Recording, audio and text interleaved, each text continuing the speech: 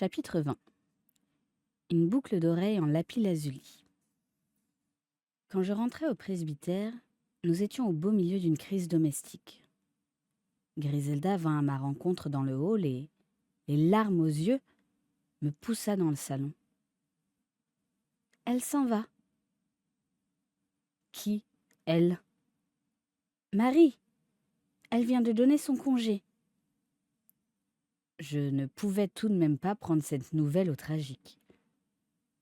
Eh bien, il ne nous reste plus qu'à trouver une autre bonne. N'était-ce pas tout à fait raisonnable? Quand une domestique s'en va, on en cherche une autre. Et ma foi, je ne parvenais pas à comprendre pourquoi Griselda me regardait avec cet air de reproche. « Laine, vous n'avez pas de cœur. Alors, cela vous est égal ?»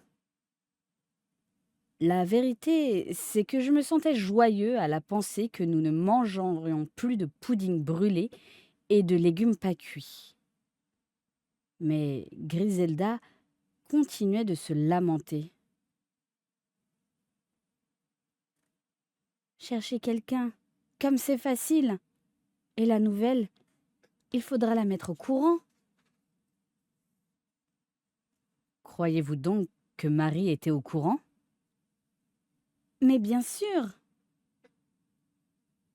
Je vois comment cela a dû se passer. En l'entendant nous donner du monsieur et du madame, on l'aura prise pour une perle et on l'a immédiatement enlevée. Pour une déception, ce sera une déception. Vous n'y êtes pas. Personne ne veut d'elle. D'ailleurs, qui pourrait en vouloir? C'est une question d'amour-propre qui l'a fait nous quitter. Elle a été vexée parce que Létice Protero lui a dit qu'elle n'époustait pas comme il faut. Ce n'était pas la première fois que Griselda me surprenait par ses propos, mais ceux-là me parurent si étonnants que je demandais des détails. Je trouvais extraordinaire que Létice se fût permis de s'occuper de ce qui ne la regardait pas et qu'elle ait poussé l'incorrection jusqu'à réprimander notre bonne. C'était si peu dans sa manière. Je crus devoir le faire remarquer à Griselda. Je ne vois pas ce que notre poussière peut faire à Létice Protero.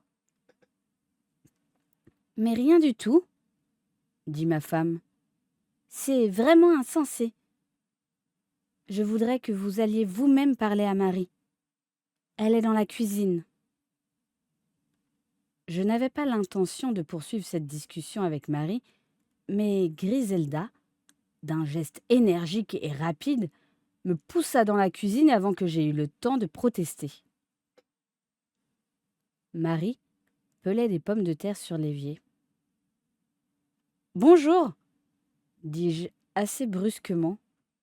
Elle leva la tête, renifla, mais ne fit pas d'autre réponse. « Mrs. Clément me dit que vous désirez nous quitter ?» commençai-je. Cette fois, Marie dédaigna répondre. « Il y a des choses, dit-elle sourdement, qu'on ne peut pas endurer. Voyons, expliquez-vous. Voulez-vous me raconter exactement ce qui vous a contrarié? Je vais vous le dire en 2 mots. Elle se vantait. Il y a des gens qui viennent ici fureter partout dès que j'ai le dos tourné. Je me demande un peu si ça les regarde que le bureau soit épousseté et nettoyé. Si vous-même et madame ne vous plaignez pas, ça n'intéresse personne. Si vous êtes satisfait de moi, c'est le principal. Jamais Marie ne m'a donné satisfaction. J'avoue que j'aimerais qu'une pièce soit époustée soigneusement et bien rangée tous les matins. L'habitude qu'elle a de donner quelques petits coups à ce qui se trouve le plus en vue est, à mon avis, tout à fait insuffisante. Pourtant, Je me rendis compte que ce n'était pas le moment de se perdre dans les détails. Et puis, il a fallu que j'aille à l'instruction. Une jeune fille qui se respecte, se présenter devant 12 hommes. Et Dieu sait tout ce qu'on peut vous demander. Je vous le dis, monsieur, c'est la première fois que je me trouve dans une maison où il se commet un crime, mais c'est bien la dernière. Je l'espère pour vous, et si l'on considère les statistiques, c'est en effet assez probable. Je n'en tiens pas pour la loi, moi, et lui, c'était un magistrat. Combien de pauvres malheureux ont été emprisonnés pour avoir pris un lapin? Avec ses faisans et toutes ces histoires. Et, alors qu'il n'est pas encore enterré, sa fille vient dire ici que je ne fais pas mon travail comme il faut. Miss Protero est donc venue au presbytère? Je l'ai trouvée lorsque je suis revenue du sanglier bleu. Elle était dans le bureau. Je cherche mon petit béret jaune, m'a-t-elle dit. Mon petit chapeau jaune. Je l'ai laissé là l'autre jour. Alors, je lui ai dit, je n'ai pas vu de chapeau. Il n'y était pas lorsque j'ai fait la pièce, jeudi matin. Elle m'a répondu, cela ne m'étonne pas que vous ne l'ayez pas vu, car vous ne mettez pas beaucoup de temps pour faire une pièce. Et en disant cela, elle a passé son doigt sur le manteau de la cheminée, puis elle l'a regardé. Comme si j'avais eu le temps, un matin comme celui-là, d'enlever tous les bibelots et de les replacer, alors que la police venait seulement d'ôter les scellés. Si le pasteur et sa femme sont contents de moi, c'est le principal, mademoiselle, lui ai-je dit. Alors elle a éclaté de rire et s'est en allée en disant « Êtes-vous sûr qu'ils sont contents de vous ?» « Je comprends, dis-je. Et voilà, on a son amour-propre. Je me mets en 4 pour vous et madame. Quand madame désire que je lui prépare un nouveau plat, je suis toujours prête. » « J'en suis persuadée, dis-je pour l'apaiser. Pourtant, il a bien fallu qu'elle entende quelque chose, Miss Protero. Autrement, elle ne m'aurait pas parlé comme elle l'a fait. Eh bien, si je ne vous donne pas satisfaction, je préfère m'en aller. Ce n'est pas que je fasse attention à ce qu'elle dit. On ne l'aime guère au hall. Jamais, s'il vous plaît, ni merci. Et elle laisse tout traîner derrière elle. Je ne ferais pas autrement cas de Miss Lettice, si Mr. Denis ne s'en occupait autant. Ah, c'est bien le genre de femme qui sait conduire un homme par le bout du nez. Pendant tout ce discours, Marie enlevait les germes des pommes de terre avec tant d'énergie qu'ils tombaient drus comme grêle à travers la cuisine. J'en reçus un dans l'œil, et la conversation s'arrêta un instant. « Ne croyez-vous pas, dis-je en me frottant avec un mouchoir, que vous vous êtes vexé d'une chose qui a été dite sans intention? Savez-vous, Marie, que votre maîtresse sera très ennuyée de vous perdre? Je n'ai rien à vous reprocher, ni à madame, ni à vous, monsieur. Eh bien, alors, il serait stupide de votre part. Marie renifla. J'étais un peu énervée, après l'enquête et toutes ces histoires. Et puis, on a son amour-propre, mais je ne voudrais pas causer d'ennui à ma patronne. Allons, c'est très bien. Je quittai la cuisine pour retrouver Griselda et Denis qui m'attendaient dans le hall. « Alors » s'écria Griselda. « Elle reste, » dis-je en soupirant. « Laine, que vous êtes habile !» J'étais plutôt disposée à penser le contraire. Je ne trouvais pas que j'avais été habile, car je demeure persuadée qu'il n'y a pas une bonne pire que Marie. Un changement, quel qu'il fût, ne pouvait que nous être avantageux. Mais j'aime à faire plaisir à Griselda. Je racontais, dans ses détails, notre conversation.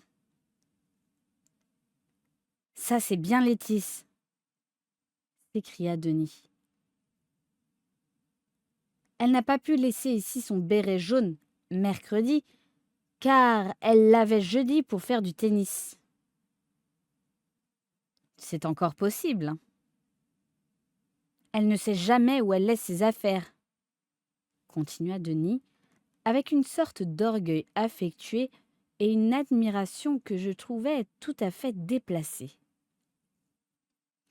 Elle perd tous les jours tout un tas d'objets.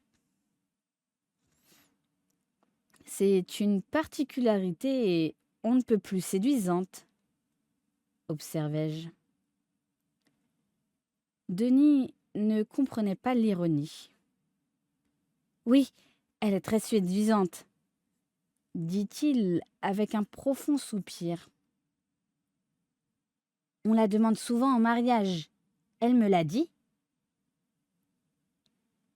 Ce sont des propositions illicites, si on les lui fait ici, remarquai-je, car nous n'avons pas un seul célibataire dans le village. Il y a le docteur Stone, dit gaiement Griselda. Il lui a, en effet, demandé d'aller voir ses fouilles l'autre jour. Cela ne m'étonne pas. Elle est ravissante, Laine. Vous voyez, les archéologues chauves eux-mêmes s'en aperçoivent.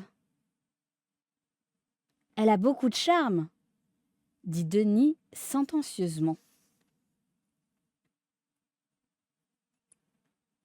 Et cependant, Laurence est complètement insensible au charme de Létis, expliqua Griselda.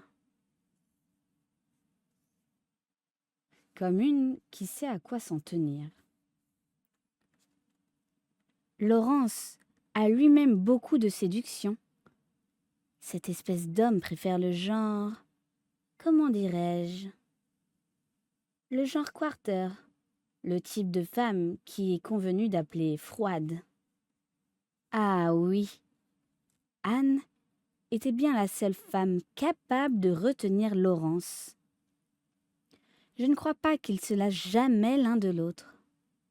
Pourtant, je trouve que, dans toute cette histoire, il s'est montré franchement stupide. Létis lui aurait mieux convenu. Jamais il ne s'est seulement douté qu'elle l'aimait. Il est tellement modeste qu'il ne s'aperçoit pas de ces choses-là. Mais, moi, j'ai l'impression qu'elle l'aime. Alors, Denis, d'un ton catégorique, « Elle ne peut pas le sentir. Elle me l'a assez dit. » Je n'ai jamais rien vu de comparable au silence méprisant avec lequel Griselda accueillit cette remarque. Là-dessus, je regagnai mon cabinet de travail. Il me semblait que quelque chose de tragique flottait encore dans la pièce. Il me fallait chasser cette idée, car si elle s'implantait en moi, je ne pourrais plus travailler dans ce bureau.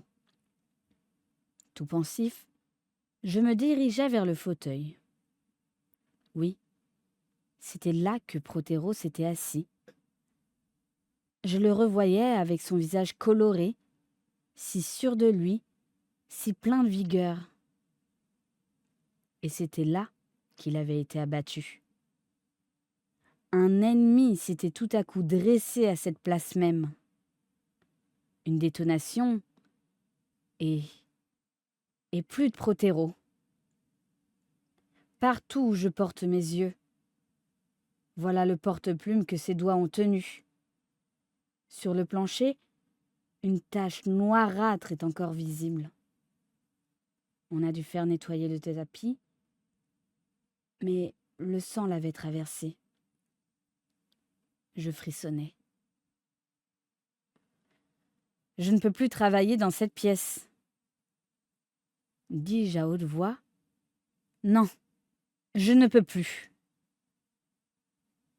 Alors, comment est-ce arrivé au juste ? Quelque chose attira mon regard. Une toute petite tache d'un bleu clair.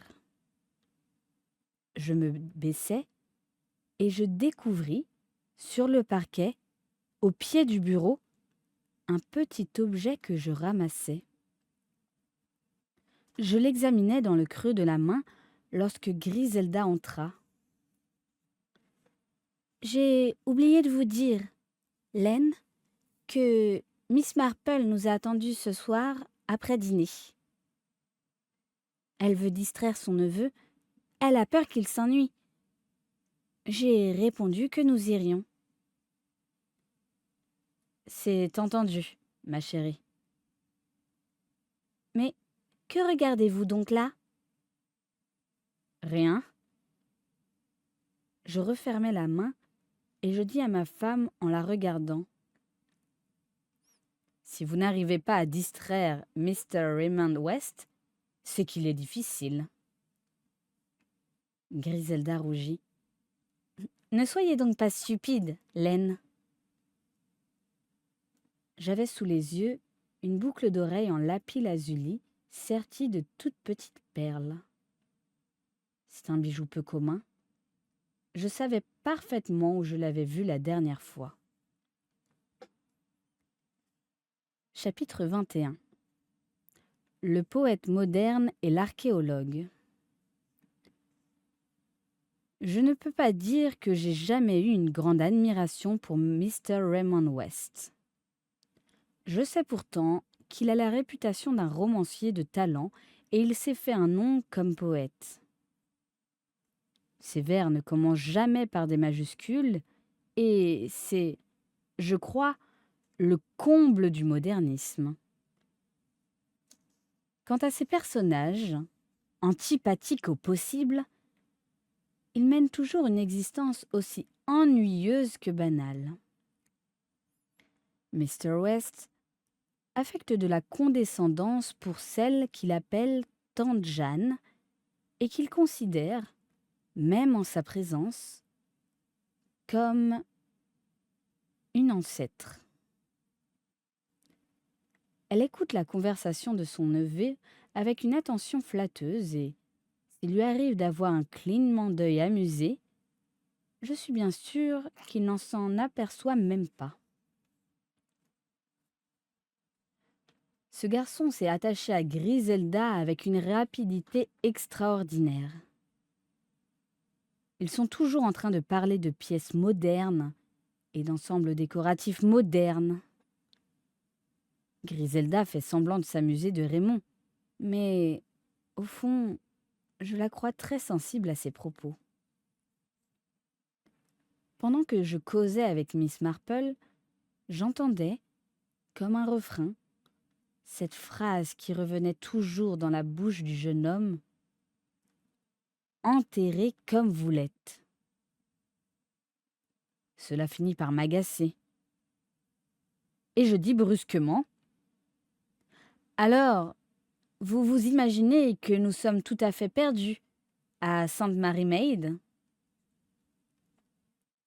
Mr. West secoua sa cigarette. « Je considère votre village, » proféra-t-il d'un air important, « comme une espèce de mare stagnante. » Il s'attendait visiblement à ce que nous nous récrions, mais personne ne le laissa voir la moindre émotion. « Votre comparaison n'est pas fameuse, mon cher Raymond, » dit seulement Miss Marple. « Car je ne sais rien d'aussi vivant, quand on la regarde au microscope, que la simple goutte d'eau d'une mare stagnante. » Vivant, si l'on veut, admit l'illustre romancier. C'est bien toujours la même chose, dit Miss Marple. Vous comparez un habitant d'une mare, tante Jeanne? Mais non, mon cher. Si j'ai bonne mémoire, vous avez dit vous-même quelque chose d'approchant dans votre dernier livre. Les écrivains de talent n'aiment pas qu'on leur oppose leur propre livre. Raymond West ne faisait pas exception. C'est tout à fait différent, fit-il avec vivacité. La vie est la même partout, prononça Miss Marple de sa voix calme. On naît, puis on grandit, on rencontre ses semblables, on se heurte plus ou moins, et ce sont le mariage, les enfants. Et puis on meurt, acheva Raymond. Et d'une mort pour laquelle on n'obtient pas toujours de certificat. La mort en pleine vie. À propos de mort, coupa Griselda, vous savez que nous avons eu un crime ici?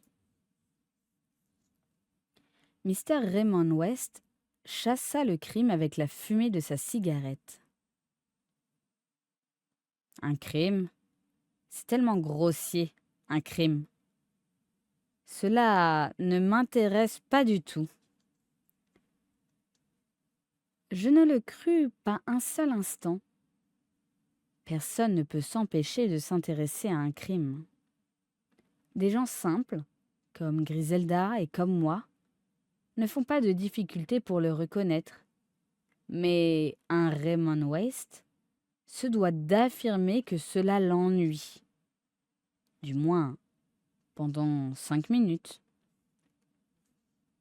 D'ailleurs, Miss Marple s'était chargée de tout remettre au point en remarquant un peu ironiquement: Raymond et moi, pendant tout le dîner, nous n'avons pas parlé d'autre chose. Évidemment, je m'intéresse à toutes les nouvelles locales, dit le jeune homme en regardant Miss Marple avec un sourire plein de condescendance. Avez-vous au moins une opinion? Interrogea Griselda. Logiquement, dit-il, et il secouait de nouveau sa cigarette. Logiquement, une seule personne peut avoir tué Prothero. Vraiment? Fit Griselda. Nous étions suspendus à ses lèvres avec une attention flatteuse. C'est le pasteur, affirma Raymond, et il me désignait d'un doigt accusateur. Je frémis. Naturellement, ajouta-t-il aussitôt pour me rassurer. Je sais que ce n'est pas vous. Ah, la vie n'est jamais ce qu'elle devrait être. Mais imaginez le drame. Le marguillier assassiné dans le bureau du presbytère par le pasteur. C'est merveilleux. Pour quelle raison? Demandai-je. Le mobile. Ça, c'est le plus intéressant. Il se redressa et laissa s'éteindre sa cigarette. Un conflit d'autorité, peut-être. J'aimerais écrire cette histoire. Je la vois très compliquée. Pendant des semaines et des semaines, des mois et des mois, le pasteur avait été en rapport avec cet homme à toutes les cérémonies. Ils guettaient ensemble à l'église.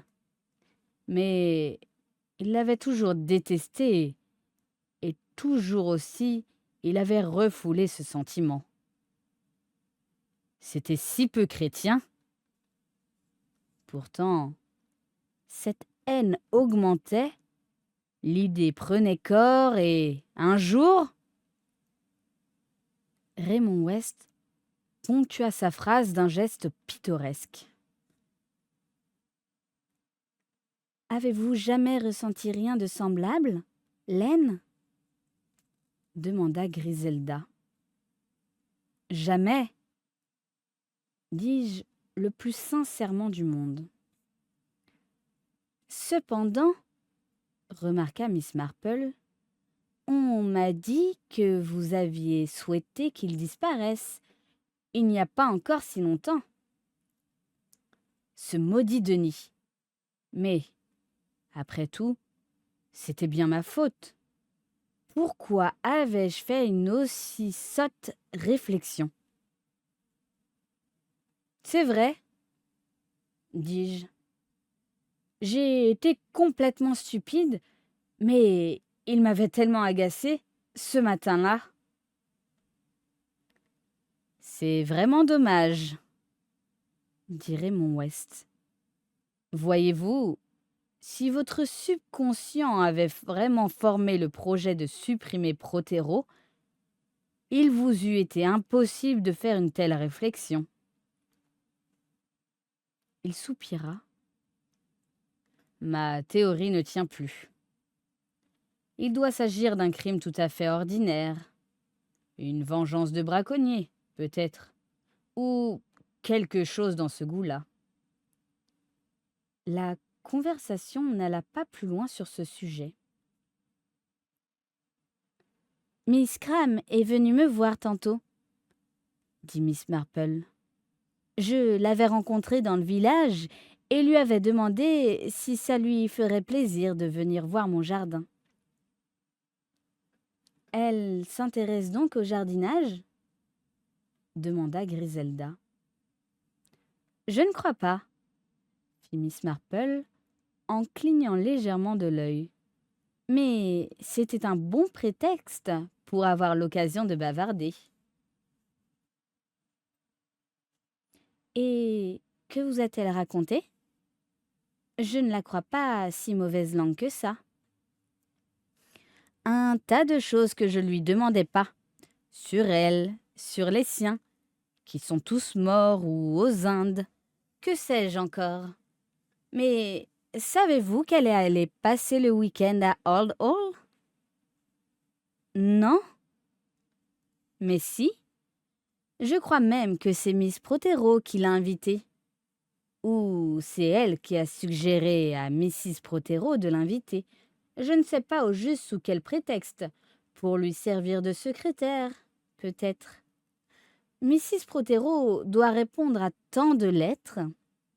Ça tombait à pic, car le docteur Stone n'étant pas là, elle n'avait rien d'autre à faire. Quelle agitation ces fouilles auront causé ? Stone, s'enquit Raymond. Est-ce l'archéologue ? Oui, il fait des fouilles dans le parc des Protéro. C'est un excellent homme, dit encore Raymond. Je l'ai rencontré, il y a peu, à un dîner. Nous avons eu une conversation très intéressante. Il faudra que je le voie. Vous n'avez pas de chance, fis-je à mon tour, car il vient de partir passer la fin de la semaine à Londres. Vous l'avez même bousculé, cet après-midi, à la gare. Mais c'est vous, pasteur, que j'ai bousculé. Vous étiez avec un petit gros qui portait des lunettes. Oui, Stone ? Mais non, cher pasteur, ce n'était pas Stone, ce type-là. Comment ? Comment ? Ce n'était pas Stone ? En tout cas, pas l'archéologue. Je le connais très bien. Non, cet homme n'était pas Stone et même il ne lui ressemblait pas du tout. Nous nous regardâmes, sidérés. Je fixai Miss Marple. C'est extraordinaire, dis-je. La valise, commença Miss Marple. Mais pourquoi? Questionna Griselda. Miss Marple reprit. Cela me rappelle le temps où un homme qui se faisait passer pour l'employé du gaz venait dans les maisons. Un imposteur, dit Raymond West. Ah, mais ça devient intéressant. Le tout est de savoir si cette histoire a quelque rapport avec l'assassinat de Prothero, dit Griselda. Pas nécessairement, mais... Et je regardais Miss Marple. C'est une chose étrange, fit celle-ci. Une autre chose étrange. Oui, dis-je en me levant. Et je crois qu'il faut en prévenir l'inspecteur sans tarder. Chapitre 22. Le portrait garde son secret. Dès que Jules endormit à l'appareil, je le mis au courant. Il me donna avec emphase des ordres brefs. À l'entendre, il ne fallait laisser rien transpirer et Miss Cram, en particulier, devait tout ignorer. Il alla faire immédiatement rechercher la valise dans les parages des fouilles. Griselda et moi rentrâmes à la maison assez émus par ce nouvel incident. Comme nous avions promis à l'inspecteur de ne rien dire, la présence de Denis nous gênait pour parler. Au reste, celui-ci paraissait assez préoccupé par ses ennuis personnels. Il entra dans mon bureau, toucha à tout, l'air très embarrassé. « Que se passe-t-il » demandai-je. « Oncle Len, je ne veux plus entrer dans la marine. » J'étais très surpris. Jusqu'à ce jour, Denis s'était montré absolument décidé sur le choix de sa carrière. Cela vous plaisait pourtant beaucoup ? Oui, mais j'ai changé d'avis. Et que voulez-vous faire maintenant ? De la finance. J'étais de plus en plus interloqué. Qu'entendez-vous par finance ? Voilà, je veux aller à Londres. Mais, mon pauvre enfant, je suis sûre qu'une telle vie ne vous plairait pas, même si j'obtenais pour vous une place dans une banque. Denis m'expliqua qu'il ne s'agissait pas de ça. Il ne voulait pas entrer dans une banque. Je le priai de me dire exactement ce qu'il désirait, mais, naturellement, il n'en savait rien. Par faire de la finance, il entendait tout simplement devenir riche très vite et, avec l'optimisme de la jeunesse, il supposait qu'il suffisait pour cela d'aller à Londres. Je le détrompais avec beaucoup de ménagement. Qui diable a pu vous fourrer en tête une pareille idée ? Questionnai-je. Vous étiez si emballé à l'idée d'entrer dans la marine. Certes, oncle Len, mais j'ai réfléchi.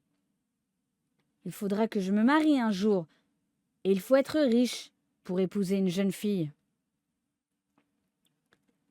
Les événements, dis-je, se chargent souvent de donner un démenti à votre théorie. Je sais, mais je veux parler d'une jeune fille très bien, d'une jeune fille habituée à avoir tout ce qu'elle désire. Malgré la vague de ses paroles, je crus tout de même comprendre à qui il voulait faire allusion. Mais, observai-je, toutes les jeunes filles ne sont pas comme Lettice Prothero. Il s'enflamma tout à coup. Vous êtes très injuste envers elle. Vous ne l'aimez pas, Griselda non plus. Elle la trouve insupportable. De son point de vue de femme, Griselda a tout à fait raison. Mais je conçois fort bien qu'un jeune homme n'ait pas la même opinion. Non, les gens ne sont pas indulgents. Ainsi, même les Hartley Napier n'arrêtent pas de la critiquer dans des circonstances pareilles. Et savez-vous pourquoi? Tout simplement parce qu'elle a quitté leur partie de tennis avant la fin. Pourquoi se serait-elle astreinte à rester si elle s'ennuyait? C'était bien de sa part d'être allée jusque-là. En effet, dis-je, elle leur faisait une faveur. Denis ne remarqua pas l'ironie de mes paroles. Il était trop absorbé par Létice. Elle n'est pourtant pas égoïste, reprit-il. Tenez, pour vous en donner une idée, ce jour-là, elle m'a obligé de rester à cette partie. Vous pensez bien que je voulais partir aussi. Eh bien, elle n'a pas voulu. Elle m'a fait observer que ce ne serait pas poli vis-à-vis des Napier. Pour lui faire plaisir, je suis restée là-bas encore un quart d'heure.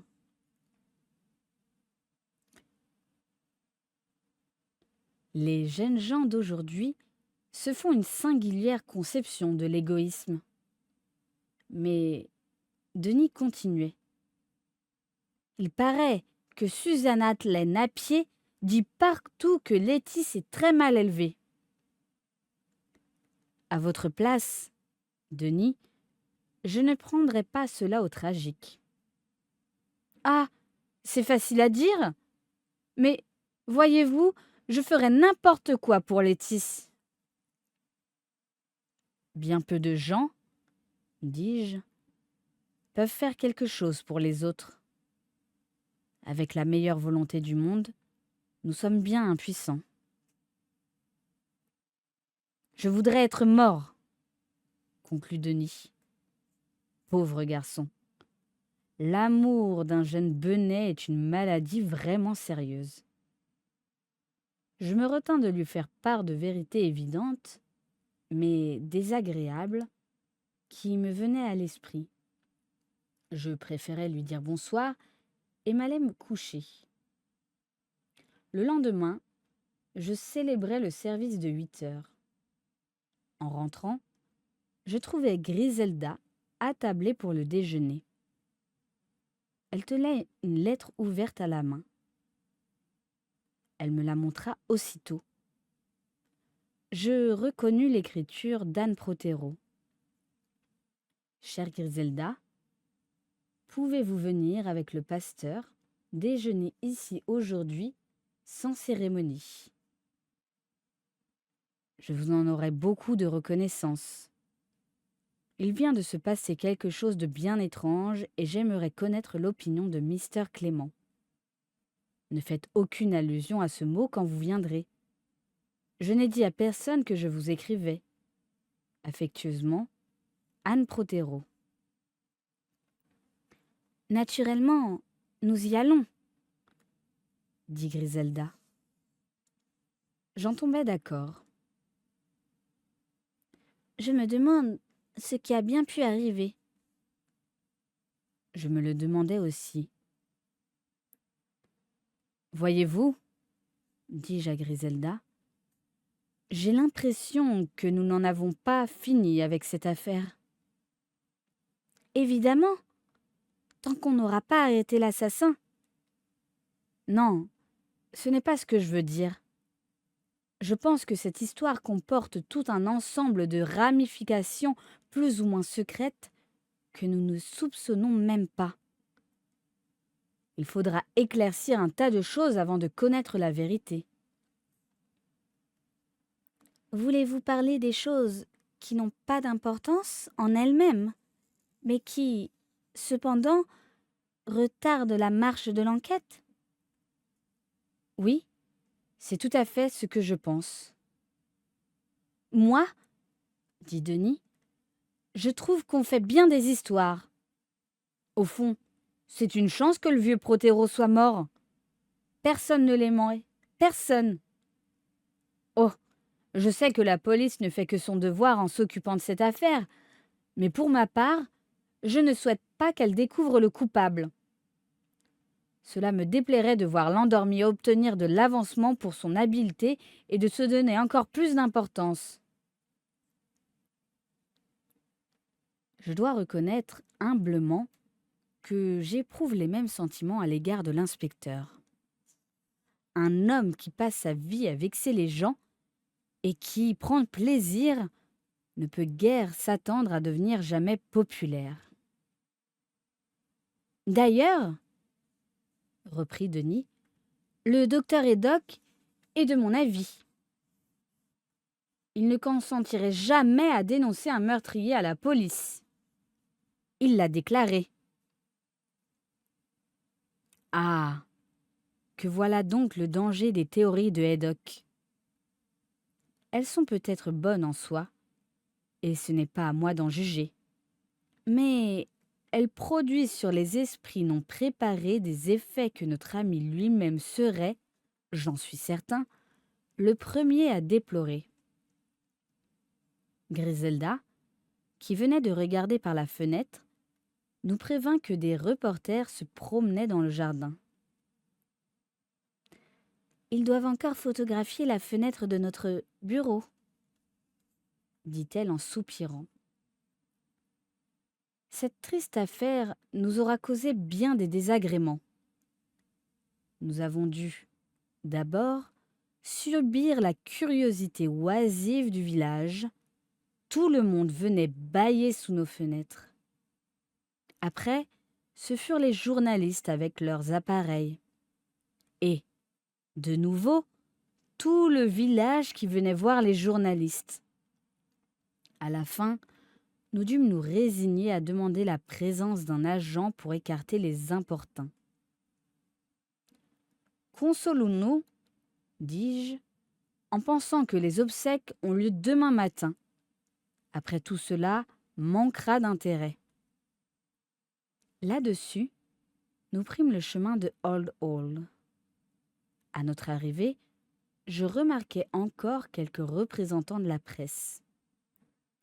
Ces gens-là sont tenaces. Ils me bombardèrent de questions les plus inattendues, auxquelles je fis toujours cette même réponse. C'est encore ce que j'avais trouvé de mieux. Je n'ai rien à dire. Un domestique nous introduisit dans le salon. Il y avait là Miss Cram, et elle semblait d'une humeur joyeuse. « Quelle surprise !» dit-elle en nous saluant. « Je n'aurais jamais songé à ça. Mais Mrs. Protéro est tellement aimable. Car ce n'est guère agréable pour une jeune fille de se trouver seule au Sanglier Bleu, avec des journalistes dans tous les coins. Et puis, je me rends utile. Dans un tel moment, une secrétaire est indispensable. Vous savez qu'on ne peut pas compter sur Miss Lettice. » Je m'amusais à constater que la vieille animosité de Miss Cram contre Lettice persistait. Par contre, la jeune fille était maintenant, et fougueusement, du côté d'Anne. J'en vins même à me demander si l'explication qu'elle nous donnait de sa présence en ces lieux était la bonne. À l'entendre, l'idée en serait venue à Anne, mais était-ce bien ainsi que les choses s'étaient passées? Miss Cram ne devait guère se plaire aux sangliers. Mais, à ce moment, Anne Protéro entra. Elle était vêtue de noir, avec beaucoup de discrétion. Elle tenait à la main un hebdomadaire qu'elle me tendit avec un regard affligé. « Je ne suis pas habituée à ce genre de choses, » dit-elle. « C'est épouvantable. J'ai rencontré un reporter à l'instruction. Je lui ai dit que j'étais absolument bouleversée et que je n'avais rien à ajouter. Il m'a demandé si je ne désirais pas ardemment que l'on découvre l'assassin de mon mari et, naturellement, je lui ai répondu oui. Il insistait, voulant savoir si je n'avais pas quelques soupçons. Sur ma réponse négative, il me suggéra que le crime devait avoir été commis par quelqu'un très au courant des choses de notre village. Cela me paraît, en effet, certain, et je lui ai dit. Ce fut tout. Eh bien, maintenant, regardez ce journal. Au beau milieu de la page, je vis une photographie qui devait dater de 10 ans au moins. Dieu sait où les journaux dénichent leurs photographies. Et je lus ces lignes en larges manchettes. La veuve de la victime déclare qu'elle n'aura de repos avant qu'on ait découvert le meurtrier de son mari. Puis, venait ceci en gros caractères. Mrs. Prothero est persuadée qu'on doit chercher l'assassin dans Sainte Mary Maid. Elle a des soupçons, mais pas encore de certitude. Très abattue par son immense douleur, elle fait le serment de retrouver coûte que coûte le meurtrier. Cela ne me ressemble guère, n'est-ce pas ? Dit Anne. Ça aurait pu être pis, fis-je en lui rendant le journal. Quelle engeance, ces journalistes ! Dit Miss Cram. Ah, je voudrais bien qu'ils essayent de tirer quelque chose de moi. Je ne pus m'empêcher de penser que Miss Cram eût, sans doute, beaucoup désiré d'être prise au mot. Et je vis bien, à son sourire, que Griselda avait eu la même pensée. On annonça le déjeuner et nous passâmes dans la salle à manger. Létice n'arriva qu'au milieu du repas. Elle se glissa à la place restée vide, avec un sourire pour Griselda et un petit salut à mon adresse. Je la regardais très attentivement.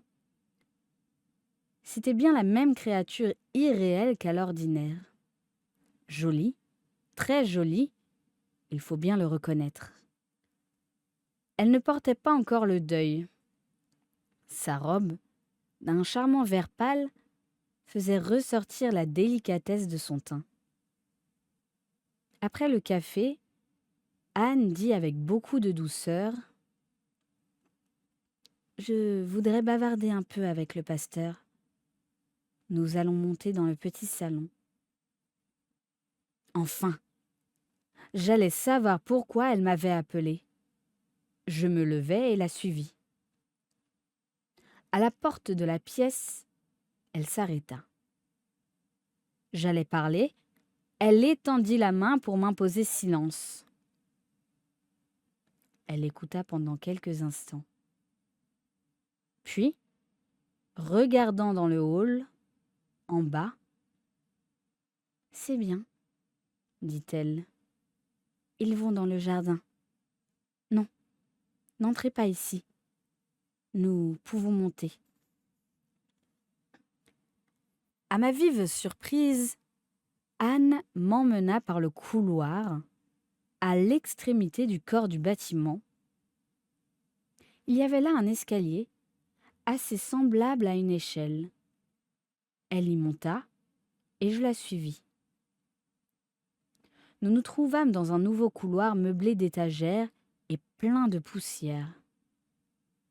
Anne ouvrit une porte et me poussa dans un obscur grenier qui devait servir de débarras.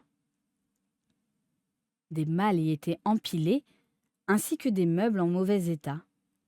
Quelques tableaux, enfin, tout ce que l'on attend à trouver dans une pièce de ce genre. Je paraissais tellement surpris qu'elle ne put réprimer un pauvre sourire. Il faut d'abord que je vous explique, dit-elle, que j'ai le sommeil très léger tous ces temps-ci. Je dors mal et, même, je ne dors pas du tout. Cette nuit, ou plutôt ce matin, j'ai cru entendre quelqu'un remuer dans la maison. Je restais au moment à écouter, puis, n'y tenant plus, je me suis levée et je suis sortie de ma chambre. Mais quand je fus sur le palier, je me suis rendu compte que le bruit ne venait pas d'en bas, mais d'en haut. Je suis allée jusqu'au pied de l'escalier que nous venons de prendre. De nouveau, je crus entendre quelque chose. J'ai crié. « Qui est là ?» Pas de réponse. Alors, comme je n'entendais plus rien, j'ai pensé que mes nerfs m'avaient encore joué un mauvais tour, et j'ai regagné mon lit. Pourtant, ce matin, de bonne heure, je suis montée ici. Simple curiosité. Or, voici ce que j'ai trouvé. Elle se pencha et retourna un tableau qui était appuyé à la muraille. Je ne pus m'empêcher de pousser un cri de surprise. Ce tableau représentait un portrait à l'huile, mais la figure avait été criblée de coups de couteau, comme si on en avait voulu la rendre méconnaissable. Et les lacérations ont été toutes récentes. Il ne pouvait là-dessus exister aucun doute. « C'est extraordinaire !» dis-je. « N'est-ce pas ? Comment pouvez-vous expliquer cela ?» Je hochai la tête.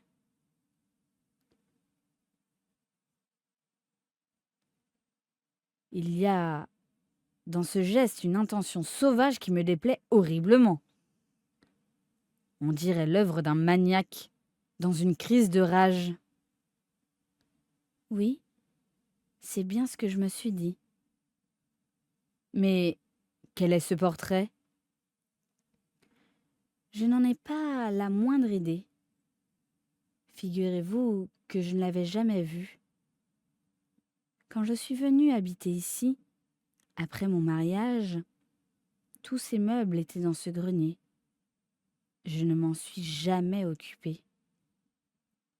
Oui, c'est tout de même extraordinaire. À mon tour, je me penchai pour examiner les autres toiles. C'étaient bien les tableaux qu'on pouvait s'attendre à trouver là. Des paysages médiocres, des études de couleurs, des copies dans des cadres sans valeur. Il n'y avait d'ailleurs, dans ce grenier, absolument rien d'utile. Une grande malle démodée, de celles qu'on appelait jadis des arches, portait les initiales EP. J'en soulevai le couvercle. Elle était vide. Non, rien ne pouvait nous mettre sur une piste quelconque. Je répétais encore. C'est vraiment étrange et si absurde. Oui, dit Anne. J'en suis un peu effrayée. Nous n'avions plus rien à faire là. J'accompagnai Mrs. Prothero dans le petit salon, dont elle referma la porte. « Que dois-je faire ?» dit-elle.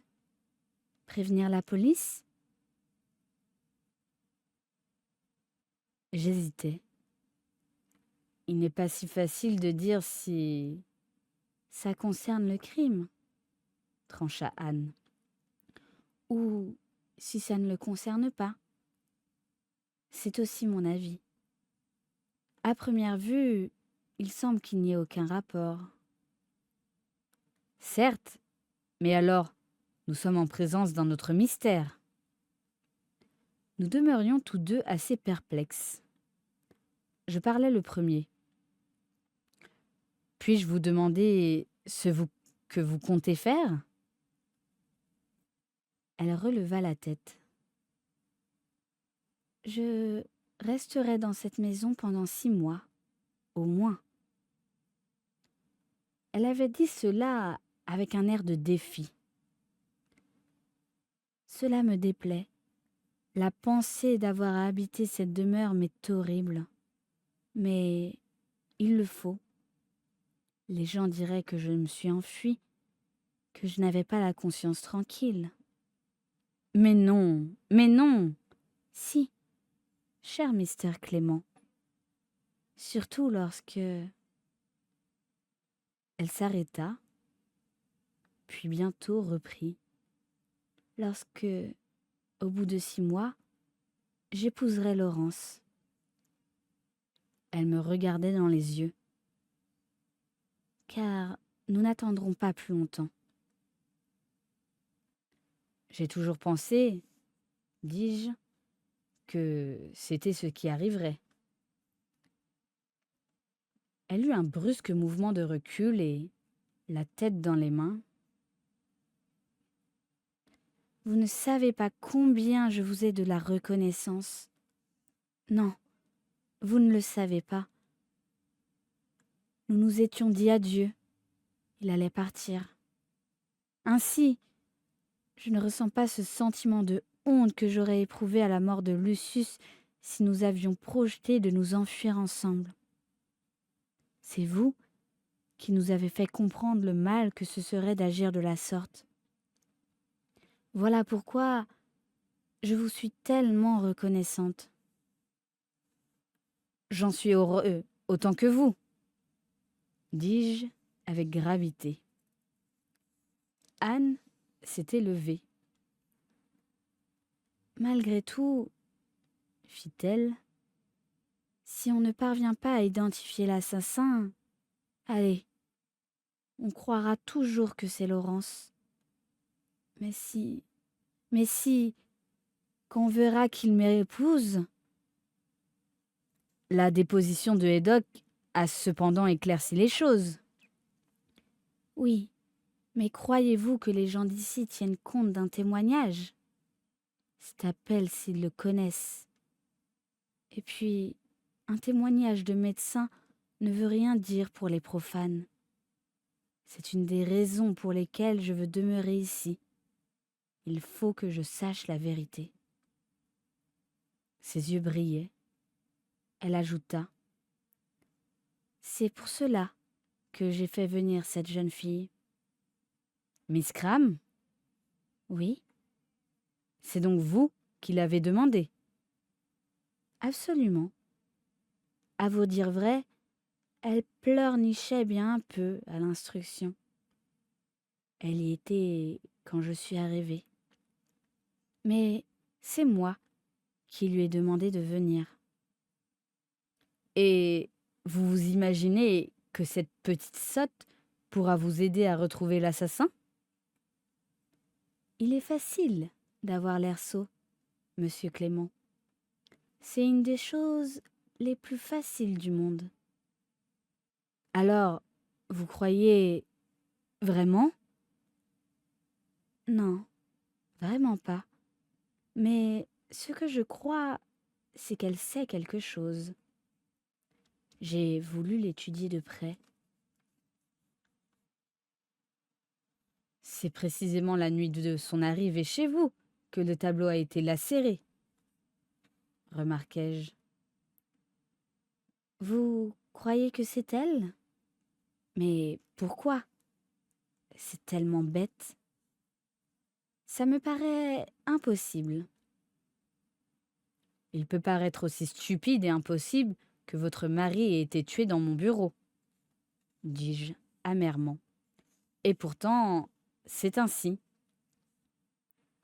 Je sais. Elle posa la main sur mon bras.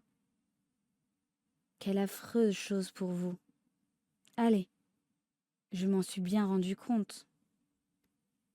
C'est à ce moment précis de la conversation que j'ai pris dans ma poche la boucle d'oreille de lapis-lazuli. Je la tendis à Anne. C'est à vous, je crois. Oh, oui. Elle tendit la main avec un sourire de satisfaction. Où l'avez-vous trouvé? Je ne mis pas le bijou dans la main qui la réclamait. Cela ne vous ennuie pas que je le garde encore quelques jours? Mais pas du tout. Elle paraissait intriguée et curieuse. Alors, je lui demandai quelle était sa situation financière. C'est une question indiscrète, mais vous comprenez très bien pourquoi. Vous n'êtes pas indiscret du tout, Mister Clément. Vous et Griselda, vous êtes mes meilleurs amis. Entre parenthèses. J'aime bien Miss Marple aussi. Elle est si drôle. Lucius était très à l'aise. Vous ne l'ignorez pas. Il nous a laissé sa fortune, partagée à peu près également entre Lettice et moi. Old Hall me revient, mais Lettice peut choisir assez de meubles pour meubler une petite maison. Et elle aura de quoi acheter cette maison. Savez-vous ce qu'elle compte faire? Anne fit une moue assez comique. Elle ne me tient pas au courant. J'imagine qu'elle me quittera le plus tôt possible. Elle ne m'aime pas et elle ne m'a jamais aimé. Ce doit être de ma faute. Pourtant, je me suis toujours efforcée d'être convenable avec elle. Mais toutes les jeunes filles n'éprouvent-elles pas une espèce d'animosité pour leur belle-mère? L'aimez-vous? Demandai-je à brûle-pourpoint.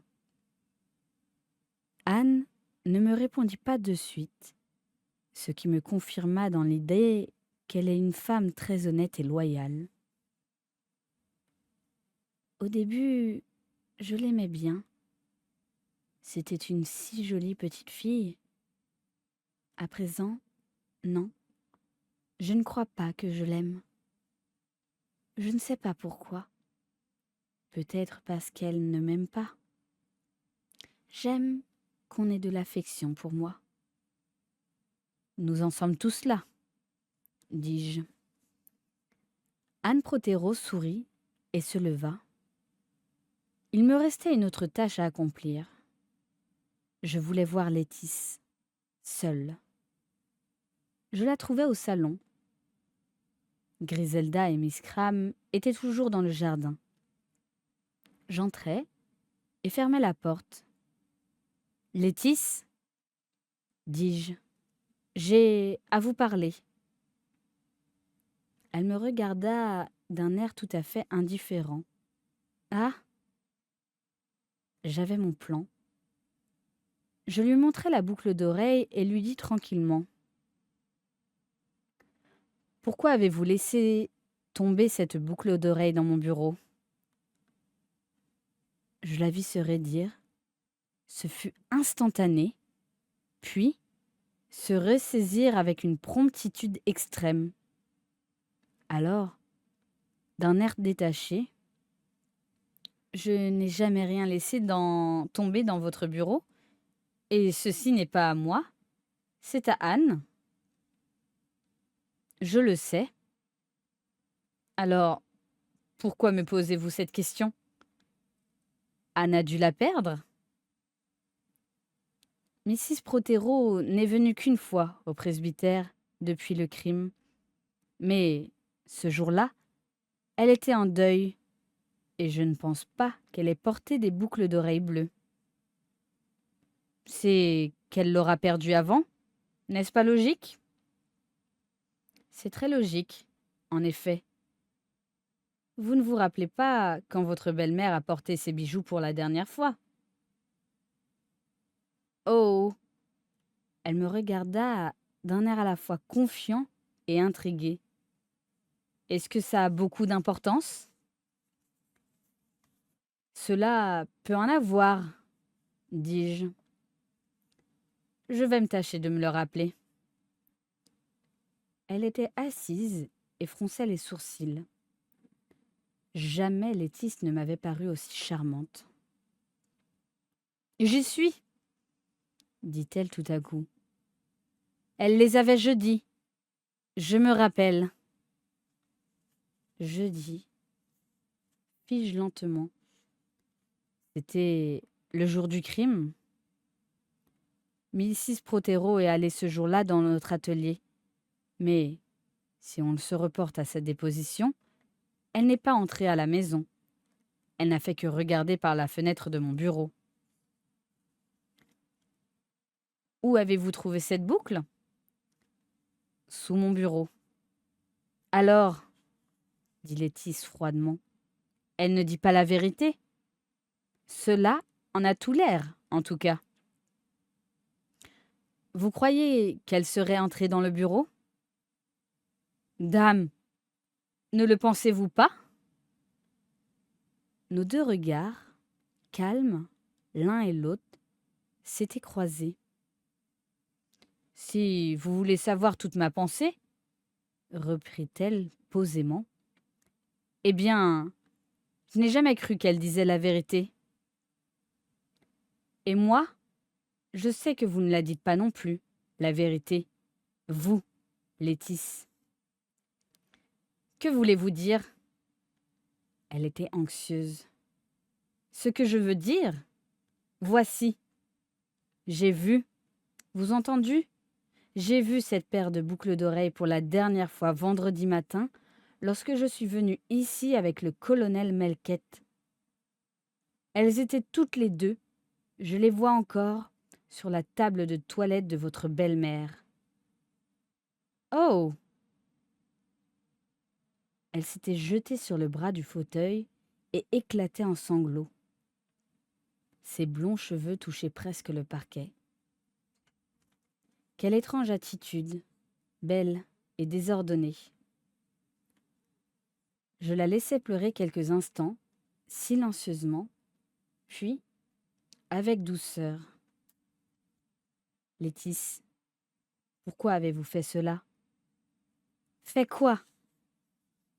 D'un bond, elle s'était dressée, rejetant farouchement ses cheveux en arrière. Elle paraissait terrorisée. Que voulez-vous dire? Répéta-t-elle. Oui, qu'est-ce qui vous a poussé à agir ainsi? Étiez-vous jalouse? Est-ce par antipathie pour Anne? Eh bien, oui, dit-elle. Elle redevenait elle-même. Oui, vous pouvez parler de jalousie. J'ai toujours détesté Anne. Je l'ai détestée depuis le premier jour où elle est arrivée dans cette maison. Oui, c'est moi qui ai placé ce maudit bijou sous votre bureau. J'espérais que cela lui attirait des ennuis, ce qui n'aurait pas manqué d'arriver si vous n'aviez pas allé regarder ce qui se trouve sur les tables de toilette. En tout cas, ce n'est guère au pasteur d'aider la police. Je ne fis même pas attention à cette explosion de dépit. Vraiment, à ce moment-là, Létice était à la fois puérile et pathétique. Il n'y avait guère à prendre au sérieux à cette tentative avortée. Je lui dis et j'ajoutai que j'allais rendre la boucle d'oreille sans dire dans quelles circonstances je l'avais trouvée. Elle parut touchée. Ça, c'est gentil de votre part. Elle prit un temps, puis elle ajouta. Elle détournait la tête et faisait visiblement attention à ses paroles. Si j'étais vous, Mister Clément, j'éloignerais Denis le plus vite possible. Ça vaudrait mieux. Denis? J'étais surpris et même assez amusé. Oui, je crois que ça vaudrait mieux, répéta-t-elle avec le même air embarrassé. Cela m'ennuie pour Denis, mais je ne croyais pas qu'il... Je suis bien contrariée. Notre conversation prit fin sur ces mots.